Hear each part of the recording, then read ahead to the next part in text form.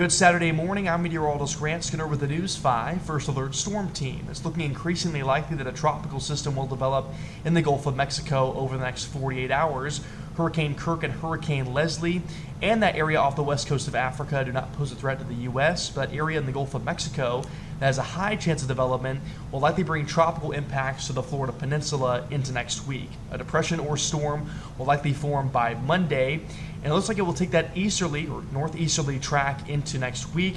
as a front dives just to the south of the northern Gulf Coast, keeping it away from the northern Gulf Coast, but bringing those tropical impacts to the west coast of Florida and the Florida peninsula. So no impacts are expected for the News 5 area besides rougher surf into next week,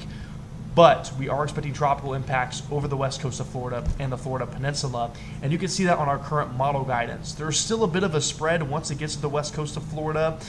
but it's looking like they're starting to get a bit more consensus that it will head towards that general area thanks to that front diving to the south of the northern Gulf Coast, keeping it on that track more towards the west coast of Florida and the Florida peninsula. So areas